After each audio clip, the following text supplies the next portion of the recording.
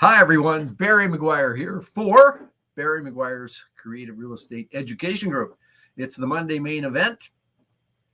We got a really interesting guest today, Shelley Visser. I'll tell you a little more about Shelley in a minute.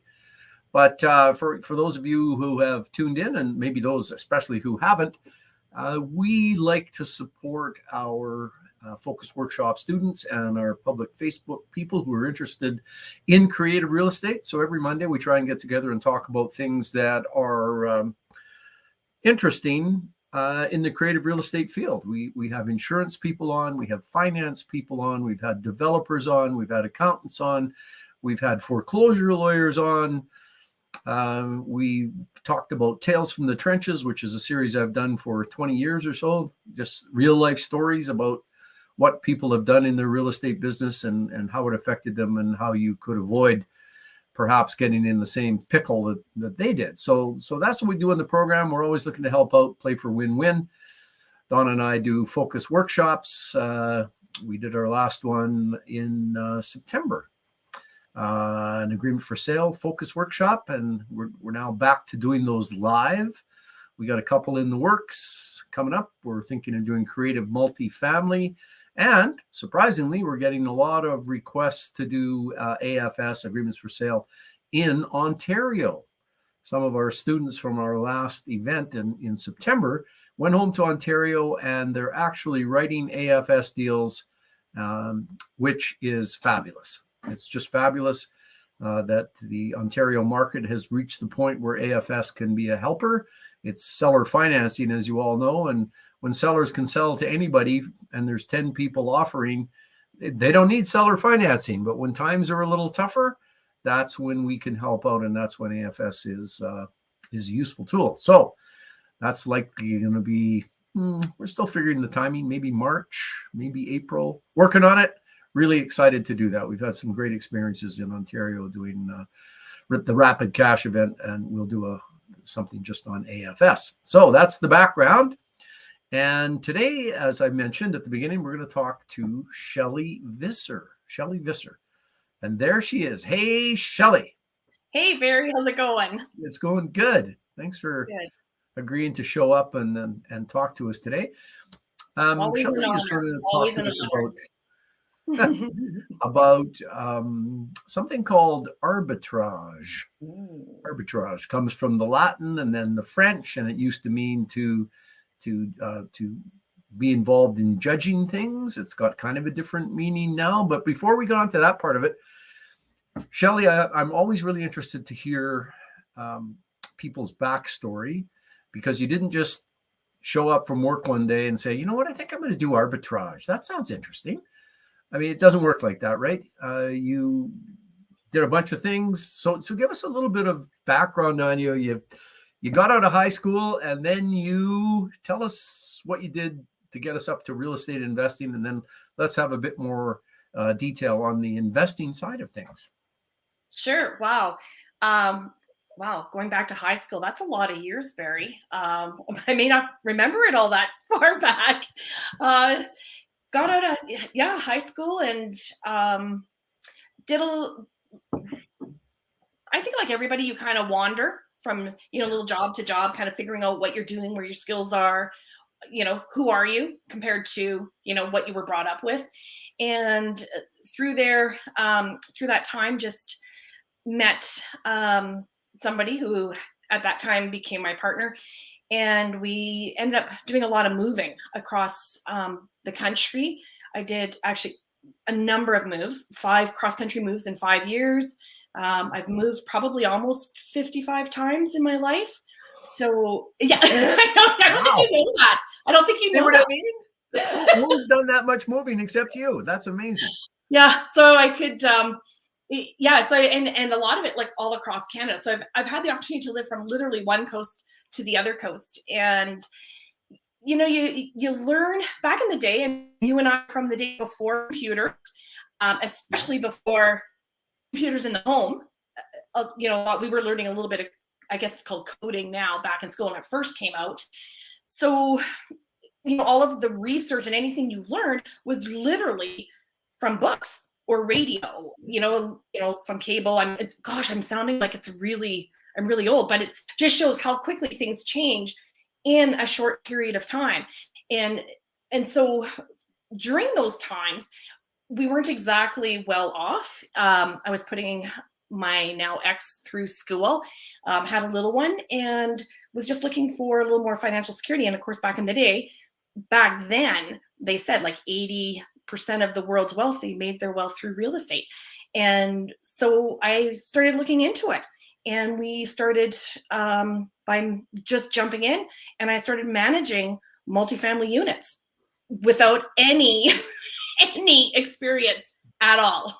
Wow. So yeah, so I was renting or managing apartment buildings from 30 to 65 suites in them. And that's kind of where it happened. And then I wanted to create our own wealth. And so started getting into real estate, started doing some investing. And more, I think what drew me or guided me into real estate was I had quite a bit of investments in not quite the stock market, but with an investor, an advisor, a financial advisor. And it all went very, very sour. Some of it was with a local person in Calgary. They did go to jail. Some of it ended up going to Supreme Court, but they actually ended up taking it to Supreme Court in New York. It was ruled that that money was actually invested with the Russian mafia. So even though we won collecting from the Russian mafia, and for the guy who went to jail, your money's still gone. And I remember being absolutely devastated because it was a large sum of money. And I remember that feeling of it being gone. And I'm still responsible to, make that money back because we had taken it out of equity out of our house at the time. And I just thought, never again would I allow somebody to ever feel that devastation and not knowing what to do with their money. And so then I really became more focused on a real estate investment career. So then I, did many different things in real estate, as you know. And then it came to a point where I'm looking at it going, trying to find a way to do a little less hands-on work, creating, more working on the business, but also creating a little bit more cash flow because we went through a time where Alberta has been struggling for a number of years. So I was looking for some more income. And that led me into some rental arbitrage.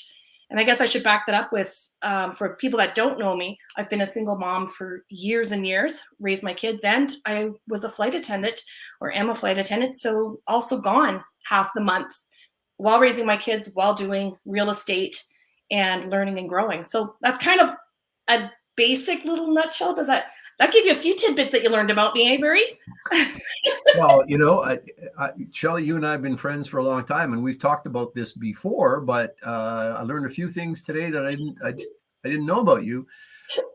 Man, so anybody who thinks they can't do it out there because they don't have the resources or the time, think about Shelley as a single mom away half the month, getting going in real estate. So before we get to rental arbitrage, I mean, did you start out in the traditional kind of way, just buying a property, buy and hold property, which you knew how to manage since you were managing all these apartment buildings? Did you start out like that? And what did you progress through before you got to rental arbitrage?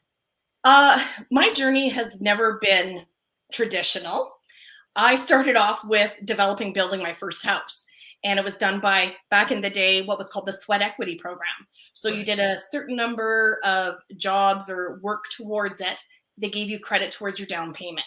Right. And that's how I got into my first property.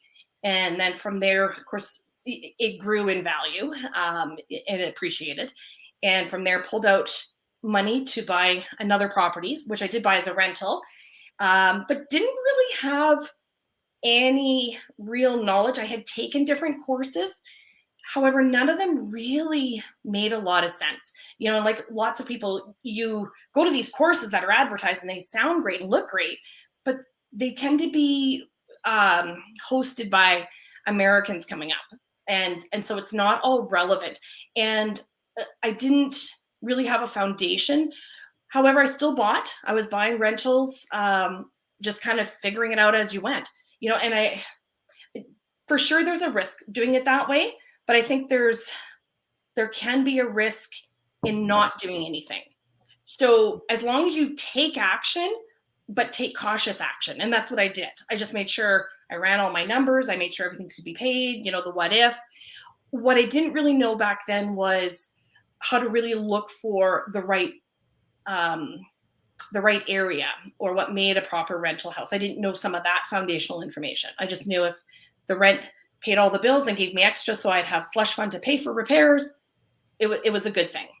And then obviously through there I've learned. And then from there got into suited homes, then legally suiting homes. I did a lot of flips. I became known for being able to flip a house within 28 days. So, quick renovations and that included new kitchens, new bathrooms, all the new lights and trim and things like that. But you could go in and be really quick. So you just have to be very organized and make sure your team is good. And then I got into a development, got into private money lending. There's just been lots of different avenues, I think. Yeah. But I think the key too is for the listeners is, yes, you can do lots of different things, but don't jump until you know the one avenue first, right? It's otherwise you never really gain an expertise to overcome any challenges, or if there's a dip in the market, how to overcome that. Yeah, no, that's a good point. There's lots of strategy. You start with basic buy and hold, and then you move out into all the other things, development and fix and flip and suited properties, all those things that we talk about. But you can't really use your initial real estate experience as a foundational thing unless you figure it out as best you can, which gives you the ability to say, okay, I've done 3 or 4 of these houses. I get this, but what about this is missing, that's missing. And you can say it and make a judgment because you've been through it. Yeah. Nothing wrong with trying. I mean, that's the thing. You got to try, make some mistakes, figure out whether you like it and whether that strategy is for you. And so, you did work your way through a number of different things, which kind of, gives you the ability to do, I think, the more complicated creative strategies, because you have so much of that foundational work. You're able to say, okay, what's different about this new thing called rental arbitrage? And should I just dive right into that? Let's do it. Yeah, so we're going to dive right into it. And folks, we wouldn't suggest that if you're listening and thinking about real estate as a thing where you haven't done anything in real estate, we're not suggesting that your first kick at the can should be rental arbitrage or any of the more sophisticated creative strategies. It's you need to know a little bit about real estate before you move up the creativity chain. So that with that caveat / warning, let's talk about arbitrage and rental arbitrage. What is arbitrage and how does it apply to rentals? Yeah, great. Am I buffering right now? Not sure if can you hear me? There we go. Yeah, I can hear you fine. It's okay. Perfect. So rental arbitrage is a little different than subletting. A lot of times people think it's the same as subletting, but it's not. If you're subletting, you were renting a place from someone, you had lived there, you had to move out for some reason, and you find someone to take over your lease for that term of the lease. That's basically it in a nutshell. Rental arbitrage, you are going in with the idea of actually running a business. So you are going to create a lease with an owner with the purpose of renting it out for short and medium term rentals. And so there's going to be that constant turnover, but you are managing it as an active business. It's not that you're just giving it up to go, you are still in charge of that lease. So that's what a rental arbitrage is. Somebody else owns the property. You are signing a lease with an addendum to say you are allowed to do short-term or medium-term rentals with it. Yeah. So like many strategies, control of the property is ultra important. You control it by your initial lease with the owner of the property, make sure they understand what your business plan is and get them to sign off on it in your addendum. And then you rent out on the short-term / medium-term side to other people. And I know what you're going to say. You rent it at more money to these short and medium-term people than you do for the long-term people. Absolutely. Well, that's the idea. That is the idea. It doesn't always work. But yes. So, I mean, why doesn't the owner do that themselves? How come they rent to you and they're happy if you do the short and medium term? And great question. However, don't be confused. It is a lot of work. And you need to have, especially if you're starting off at the beginning, you need to set up all of your teams, your processes in place. There's a little bit of expenditure. It's active. You are in there all the time. You're following up on your guests. You're following up on your marketing. You're following up on your cleaners. So it's very, very active. And most owners don't want that work. They've bought a rental to put in a long-term tenant, so they're not having to deal with this on a every other day or weekend or every week kind of situation, right? Yeah. But when you're doing it as an arbitrage, understand you're doing it for a business cash flow purpose, for an income. And that's the other thing, is you're doing it for income. They, as the owner, their income is just from your rent. They've calculated all their costs for mortgage, insurance, and all of that. Your rent is covering it for them. That's their point. That's how it works. Their reason for it, yes.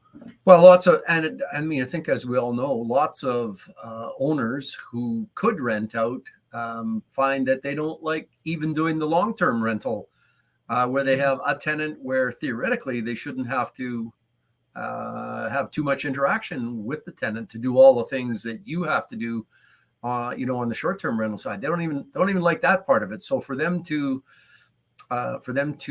say, you know what, I'm going to go into this business where I have to deal and do the stuff I hate all the time instead of every once in a while. So exactly, so true.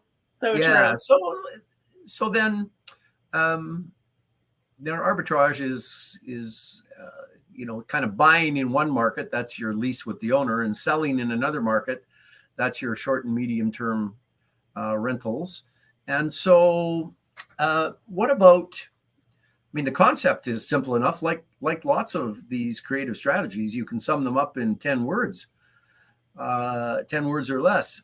But the execution of it is different. So when you're thinking about rental arbitrage, give us maybe your top couple of things, your guidelines, your bywords, the top analytical things that you need to establish before you would go firm on a property. What are the most important 2 or 3 things?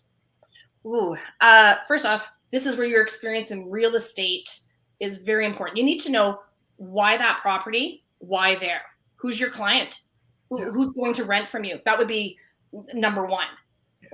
Yeah. Are you near a place for universities or hospitals where you might have some short-term people? Are you in a tourist town? Are you near a construction site?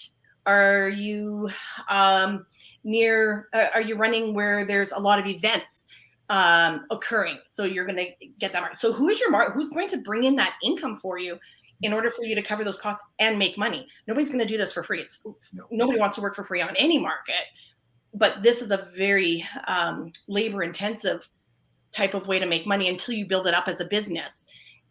So don't work for free. So you need to know, first off, is who is going to rent it and why would they rent it? Yeah.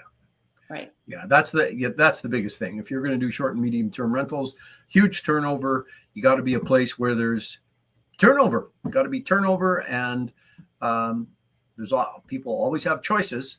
So got to be a place that's going to be attractive to people. But I guess the first part, which is got to be a place where there's turnover, then leads you to analytically looking at available properties to see whether something that needs a complete tear down and fix up is not near as good as something that's almost ready to go, but it needs a few touches. Yeah. And, to be honest, actually, Barry, I would actually almost take it back one more step before the property. I would take it back to once you know who your client is, who's going to want to stay in that area, what are they paying? So you need to know what that income should be first. So then you know to focus on, am I looking at a house, a townhouse, a duplex, a basement suite, an apartment? So you need to know what those nightly rentals will be to see if that nightly rental is enough to cover what the rent in that area is. Because some areas are very high rent, but the nightly rental is no different than in some of the lower rental areas. And so you can't make enough to cover all of the expenses. So I would check to see what is the nightly rental income first and what type of product is doing the best in that area. And that's where you go into your research of Airbnb Tally, AirDNA. You can even just go off of Airbnb or VRBO and look at those details in the research and go off Rent Faster or whatever your rental avenue is. I think in BC it might be Craigslist or Facebook, but compare those first before you even start looking at the properties. So then you also know what type of property you should be looking at. Yeah, you got to do that those number comparison. You can't really do anything until you've got the numbers for the area and then narrowing it down for the property to make a considered judgment about. Your places are not rented every night. I mean, you don't. Maybe they are. You can't depend on them being rented every night. So are you able to do any research around the vacancy side of short-term rentals in the area? How do you figure that part of it? Yes, that would be through AirDNA. You can see a little bit of information on AirDNA that will be free, but if you want to know a lot more detail, you would pay for the service. You would pay for the area that you're looking at. You kind of pay per area. So you may not want to do a big broad search and pay for all of those different neighborhoods, but if you've narrowed down to an area that you go, I am servicing the hospital, so patients who are coming in for treatments, that is who my clientele is. So now you know what neighborhood to look in. That would be the area you would pull up and pay for AirDNA to see what is the average rental time besides the rate. What are they looking for? And you will see that. You'll see the high months, the low months, which weeks are higher, which weeks are not higher. So there's quite a bit of information. Oh, I see Donna just put it in there. Thanks, Donna. So that's one of the, another resource was Airbnb Tally, I believe is what it's called. You can get that information from there. You can even just do some of your own research. You can call hospital admins and ask to speak to the people who do placements and help out of town patients coming in to see, when are their high times or low times. You can do that if it's not, say, that type of Airbnb. Maybe it's festivals. You know when festivals are, so you can track those times. If it's a touristy town, when the highest times are or not. Even in Calgary, where I live, like Spruce Meadows. A lot of times the shows are there, so it's not just the guests coming in; it's all the tradespeople, right? And they need a place to store their trailers and their horses at night, and or their cattle or whatever it might be, or it could be the other workers that travel with the different shows that are the support. Yeah. For those folks who don't live in Calgary, Spruce Meadows is a world-class, and I mean world-class, equestrian center in South Calgary that is, the best of the best come there to do equestrian events. And I'm guessing they probably do other things there too, because it's a facility that would lend itself. So absolutely. And that's a good point, Barry. Thank you for bringing that up. In that, I'm just focusing here on Calgary, but it could be anywhere. And I do have actually rental places in other countries as well.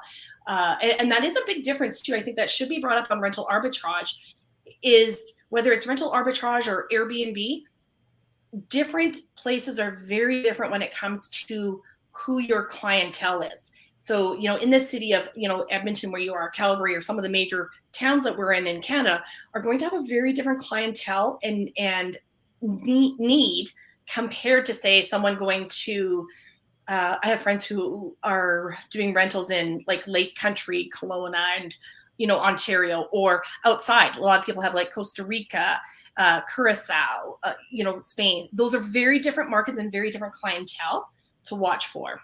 Yeah. So research is important, and we see the headlines about the average house price in Canada which is that huge kind of useless, big, broad brushstroke, but really all real estate is local. So that you got to dig down deep and dirty into your local circumstances because they're different than across town or even in the next neighborhood. So that's important to do.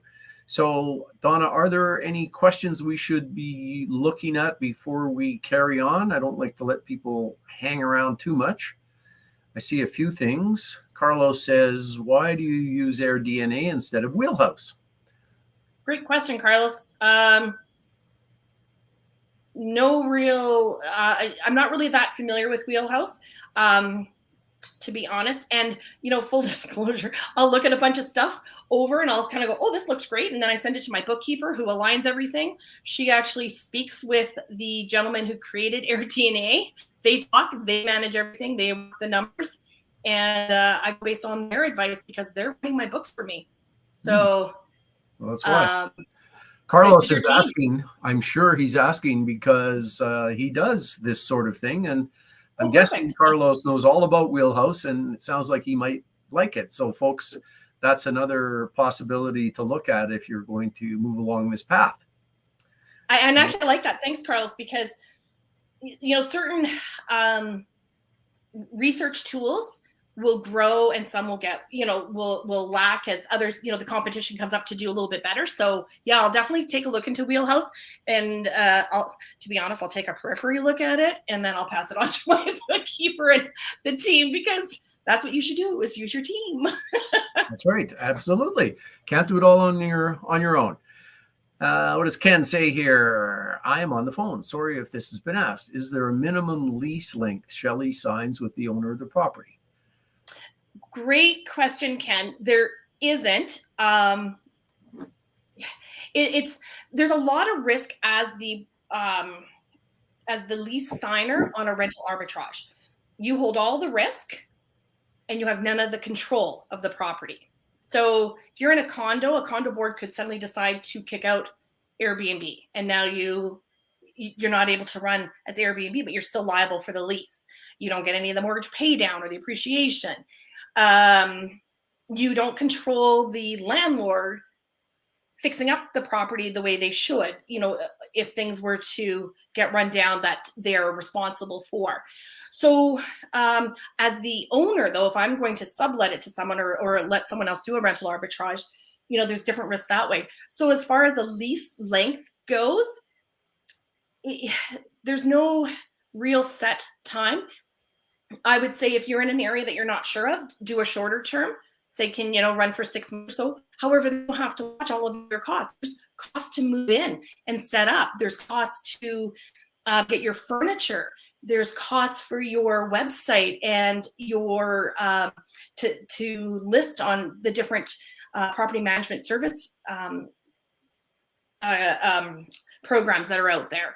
So there is no real minimum. I've seen some of the leases where the landlord will allow you to actually do a 2 or 3 year lease, which is great, as long as the market doesn't go down. And unfortunately, I'd seen a few of some other investors where we were in a similar market. They had signed a 3-year lease, 2 and 2.5 year leases, and then COVID hit. And so that became a real challenge for them. So, you can't really plan that, but you got to watch the market. I like year-to-year leases. It gives me a bit more time to manage. I like to try and take them just before a busy season so that your costs that you're trying for setup are quickly then recovered by a busy section. And then you have enough time to say, to put a little bit more into the slush fund to carry through the next little slow section, if you don't have a place where you're getting a year-round income from. All right. Looking at this question, my first arbitrage was in a condo, and then the condo board went and changed the rules. I'm guessing the rule change was no more short-term rentals, basically no more Airbnb. So folks, we're in Alberta, and in Alberta, that's condominium corporations can do that. Short-term rentals are not, in the eyes of the Alberta courts, a short-term Airbnb style rental is not a regular rental. They said it's more like a hotel. And so where condo boards cannot restrict you from doing the basic long-term rentals that buy and hold people do, they can't stop you from doing that. They can stop you from doing short-term ones, and they can have allowed it, and then they can change the rule midstream. And maybe you get grandfathered so that you can kind of get out of it. But they can change the rules here in Alberta. So every province has different rules. It's really, really important for you to know what the rules are in your province and in your city. So there are provincial and municipal aspects to it, because many cities and towns regulate short-term rentals. Shelley, how do you look at that part of your business to make sure that you actually can do what you want to do? Yeah, it's there's a number of things. First off is, if you're going to look at the condo market for rental arbitrage, research which condos are allowed. Like in Calgary, we know there are certain condos that allow it, some haven't. You want to update and keep that list going. I have a friend who runs all of that, but that does change. I would find out what is their definition of short term, because maybe you can move into a medium term, which is 28 days potentially. So maybe they're okay with that, like one a month. So find out if that's an option. The other thing is, I would have it written in your lease contract with your addendum for short-term rental that if the short-term rental is no longer allowed, you are free and clear of that lease with no penalty, right? Because you can't run your business. You went into this with that owner to run an Airbnb or rental arbitrage. You weren't there to run a sublet business. Yeah. So I would see if you can do medium term. In Alberta, it's different than other provinces. So check your rules, like Barry said. Sometimes if you go over the 28 or over 29 days, you are now considered a tenant and fall under the tenancy laws. So I have seen where in certain provinces where they've had, say, a worker come in and they had, say, a 3-month contract. Every 29th day, they had to actually leave the property and restart a new one. So the owner would actually work with them and usually pay their hotel room for the night or something, but then it shows a break in the rental contract, and then a new contract start. That was their way around them becoming under the tenancy laws. In Alberta, depending on where you're at, I would probably create then instead a term lease with them under the Airbnb, so that at the end of the term, they are considered that their term of, say, 3 months or 2 months or whatever it is completed if you're doing more than 28 days in Alberta. Yeah. So it's really key, folks, that you got to know your own provincial rules and your own local city or town rules, because that's kind of two sets of rules. And if you go in not knowing what that is, you'll get a slap upside the head that will surprise the heck out of you. So, and that's what Carlos says right there. I can see that. So yeah, he writes in his contract like we do too, is if the condo or municipal bylaws change in a way that impacts the short-term rental negatively, they can terminate the contract with 30 days notice. Yeah. And that's super key. That is super key, because you don't want to be stuck for that lease if rents won't cover your rental that you owe to the owner. And sometimes the owners will charge a premium higher than what you can rent it for, because they're taking on a little bit more risk with you as well. But if you've done your model right, then it works out. And that's where there's higher risk with condos. So you have less risk by going sometimes to a house. Anywhere that there's a condo board, if it's a townhouse or a house or a condo, there's higher risk, because it's not even just the landlord or the landlord owner. You are also dealing with the condo board. So you've added an extra layer of challenge. And condo boards change, and where they might be enthusiastic. I mean, there's lots of horror stories about short-term rentals, and if a particular condo board has 2 or 3 2 or 3 units that are doing the short-term rental, and there's just like too many parties and too much noise and too many beer cans. It doesn't take very much to get a bylaw change. You get lots of support. Everyone's outraged that their beautiful little complex is being used as party central. Oh my God. Exactly. And yeah, and that comes to your screening. And it's, a good business person will have strict rules on how they are qualifying the people that are staying in these units. And you do need to have that in place to reassure the landlord of why you are a safe bet to take on. Yeah. Right.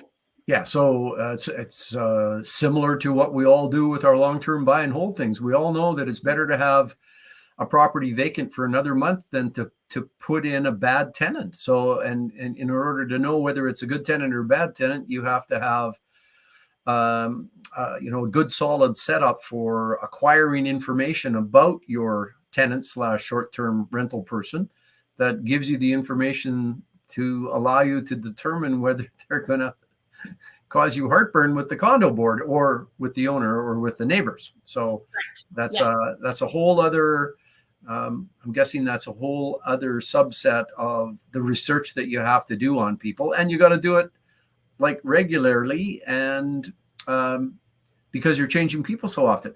Do you have a few short words maybe on that side of it, Shelley, how you vet your short-term folks? Yeah, most of the host sites, so Airbnb, VRBO, hotels away, all of that, they have a way for you to qualify your prospective client. So one of the things is they have to have minimum 3 other reviews. I don't want it somebody new. They have to have uploaded legal identification, so driver's license or passport. They have to be over age 25. I have had some friends say they won't take anybody locally because that tends to be more party. If you're a family coming in from, say, another province, you're unlikely to have a big party. I'm more of a, why are you staying somewhere else in town?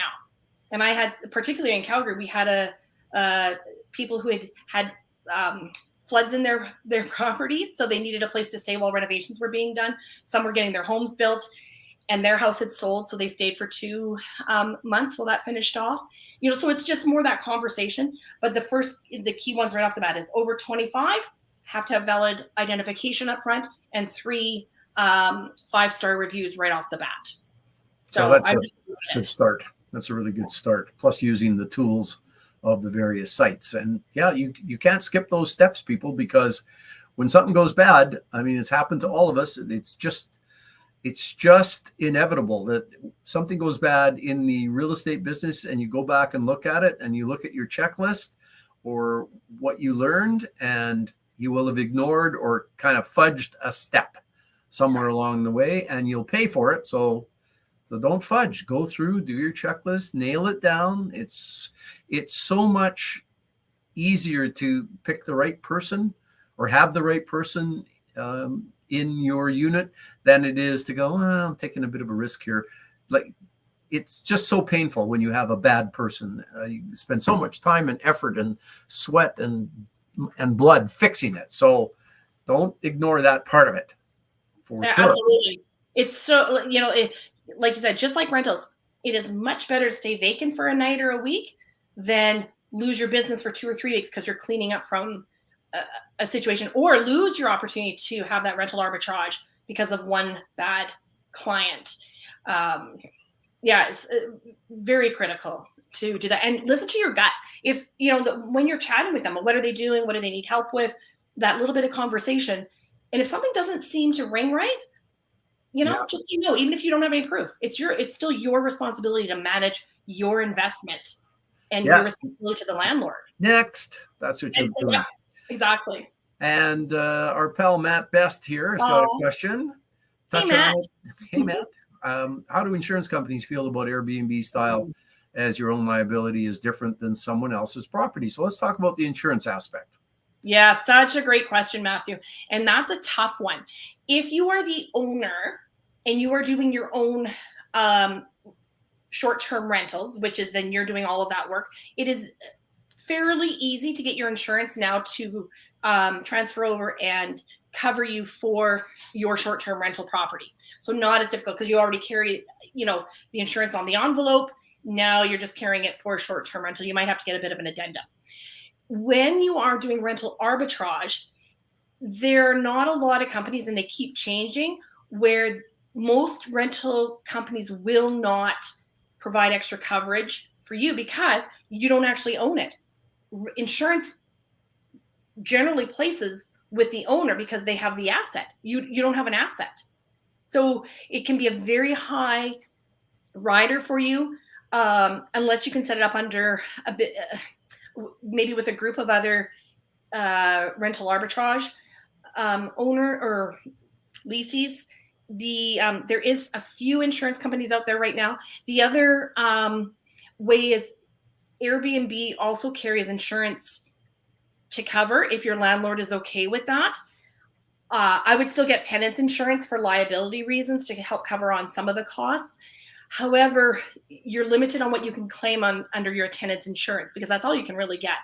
Airbnb does carry insurance to cover it, but you have to make sure you have followed their rules explicitly because they do deny a lot of claims and they can be a bit of a challenge. So if you haven't said no partying or limit number of people, then they can deny your claim if somebody has a party just because you didn't put it into your description. So make sure you're very aware. You also have a very limited time, and that's where your cleaning staff, if you have them, are going in. They need to let you know immediately if there's any problems with all the pictures, because as soon as you put another guest into that unit, they say that you cannot make a claim for damages. So your claim has to go in before the next guest shows up. So it looks like, there's a couple of people coming up with some cooperators. I was actually very impressed to see that, Carlos, because when we had gone to cooperators originally, they said no to us. So they must have changed. There's been a lot more. And then I think some of it depends on the province too. And the area. So check into that. I know vacation areas, tourist areas, they tend to have more local clients, or they'll have a national company who will cover them because they're known for that. Kind of the city of Calgary, you're not as known for, rental arbitrage. Yeah, that's interesting. I'm sure that, for example, here in Alberta, Canmore is a very big touristy area. There's lots of short-term rentals in Canmore. And so insurance companies get used to writing policies in areas where there's lots of things going on. So that's a thing to really research. We had that other comment that Duo also will cover tenant and short-term rental things. So I'm not familiar with Duo, Duuo, but anybody can look that up. I think. But watch the cost because they are very expensive. Some of them. Some of the policies are extremely expensive. Okay. So do shop around as well for that. Square One Insurance is also a suggestion. Yeah, because when we started, I guess it would be 4 years ago, there wasn't as many options. But I'm hearing more and more coming up as more people are doing rental arbitrage. So maybe insurance is looking at it. They do need to raise money. They've had a lot of claims they've paid out. Yeah. Carlos, I see your kind offer there to refer to a broker. If you're comfortable just popping it up in the chat, just pop it up in the chat so people can see. Insurance can be more of a Canada-wide thing. I know, for instance, Andrea Workington doing AFS has her broker Dan Teslaff with Hub in Ontario. Mm-hmm. And Andrea does most of her work here in Alberta, although some more in BC. So insurance is a bit more of a cross-country thing, but it is ultra important. And so what I say to lots of people is, I'm a lawyer. I've been a lawyer for a long time. I know lots about insurance, but I am not an insurance expert. And so you have to sit with a good, solid insurance broker who really understands the area that you're working in and isn't just giving you the kind of the party line from what comes over the company newsletter. You need, your insurance broker is part of your team. And so very important to figure out the insurance side of things, both from your situation as the person doing the short-term rentals. You also might want to pass on a bit more advice to your owner who is leasing you the property, because the thing about insurance that everybody needs to know is it's a contract. Insurance is part of contract law, but it's one of those areas where it's full disclosure. And that's why I think Airbnb is so picky about claims. You need to tell them everything so that they can make a decision about what they're doing. And so if any owner has decided to change from just leasing out to someone who's going to live in the property, that's fine. That's a different kind of policy or different riders than if they're just the owner living in the property themselves. If they're going to change from leasing to folks on a long-term basis to leasing to Shelley, who's going to run an Airbnb business out of there, that they got to tell their insurance company. And there's lots of stuff that insurance guys can do to work together to make life easier. But the critical thing is cover off that insurance piece because it's really essential. Absolutely. Oh, so critical. So critical. Yes. People think, well, if I don't talk to them, it'll be okay. It's like, it's never okay with insurance not to talk to them. No, never okay. Well, let's answer Sylvie's question here, and then we'll get on to something else with Shelley. Why would someone go for arbitrage rather than go through a property manager? So it looks like Sylvie means, why would an owner go the arbitrage route or allow the arbitrage route to go ahead rather than just hiring a property manager and renting out themselves? Sylvie, Yeah. if that's what you mean, we'll let Shelley answer that question. Maybe you have a different interpretation, Shelley, of what Sylvie No, is. that's how I took it too.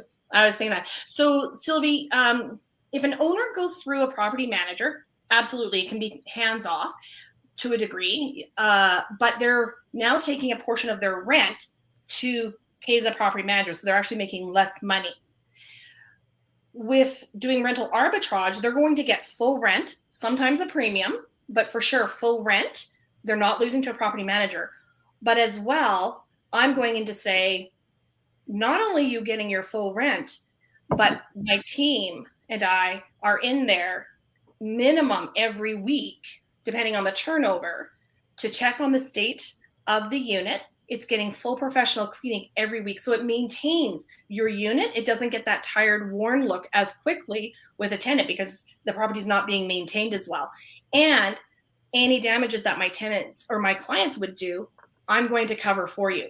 So those, nicks that come on the walls, I'm going to take care of all that. I'm going to update. I'm going to make it look fresh. And, you'll get them to agree sometimes too to, hey, do you mind if I throw a fresh coat of paint on? So you're going to improve the suite because I'm trying to get that business. Okay. All right. So Shelley, now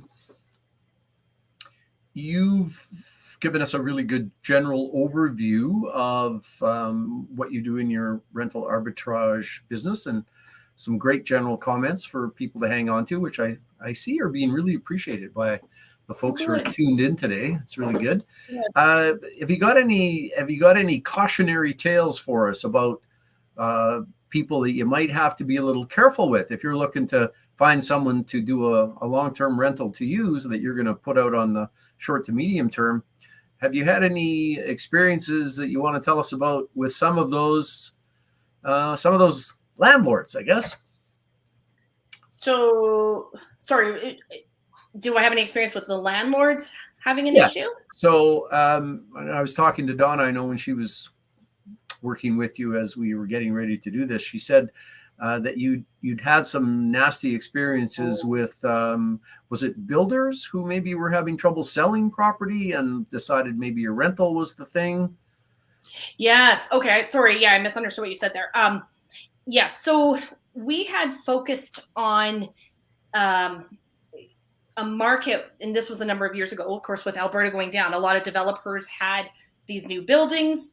They couldn't rent them out. People were still leaving the province. And so we went in and said, hey, can we do some rental arbitrage?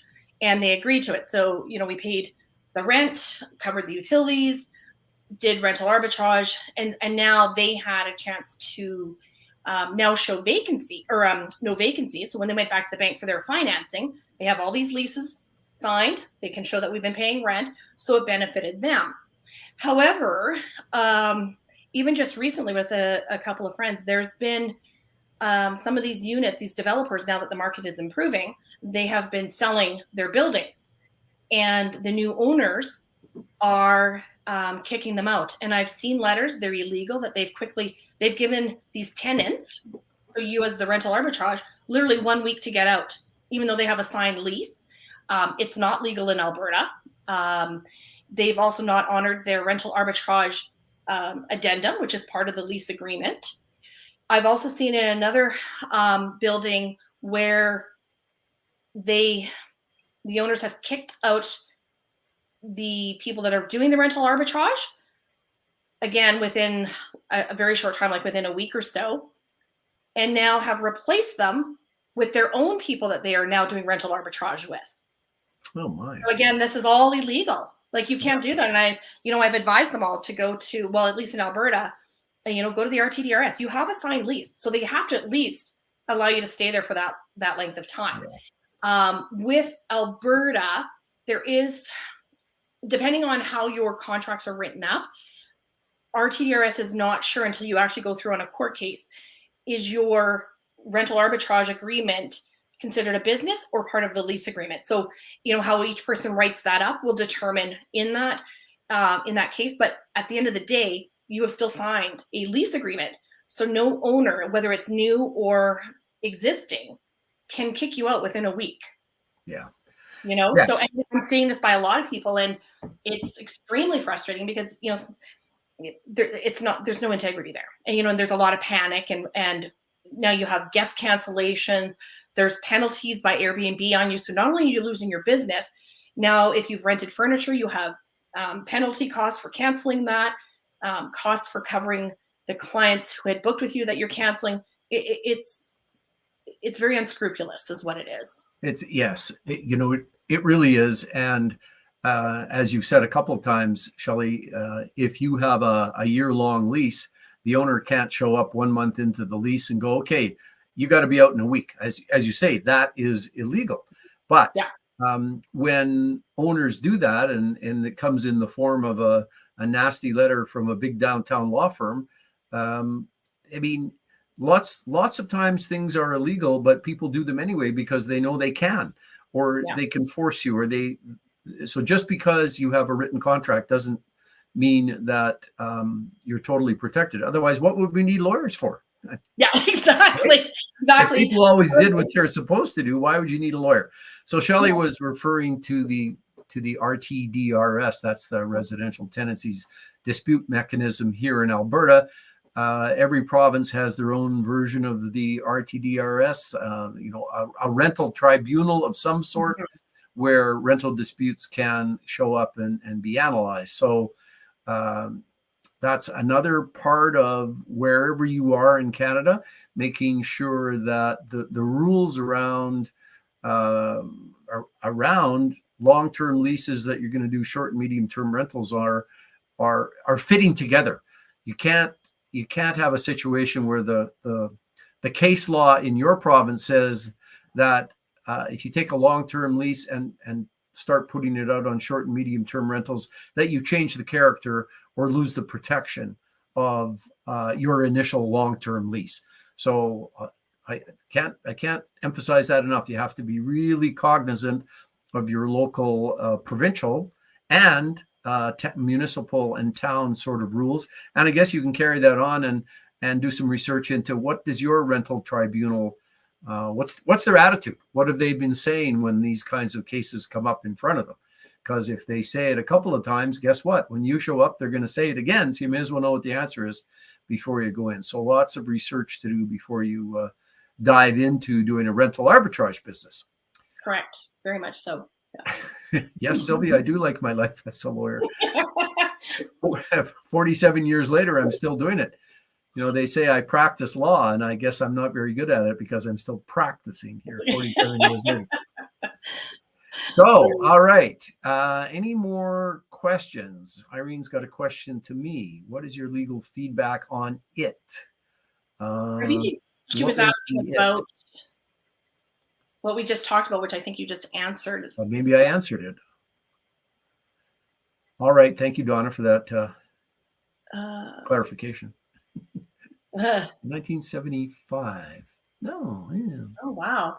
1975, I was admitted to the bar. Wow. Which, of course, I always thought was great. You do this job, and the first thing you do is they let you in a bar somewhere. Like, I'm all over that. Well, that's what I thought when I went to the Apple Genius bar. I was looking for a genius and a bar, and I found neither. So. All right.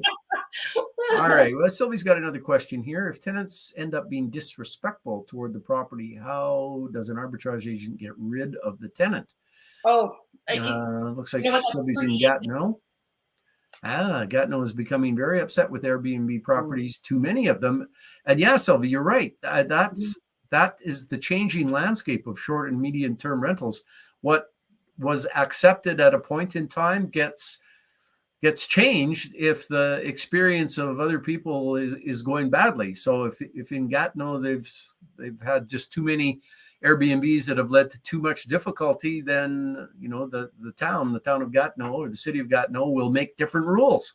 And so how do you all right. Yeah, so this is a good question. If somebody's rented for a weekend, Friday, Saturday, Sunday, and you hear on Friday night that, I guess I missed that one. It's party central and everybody's mad at them.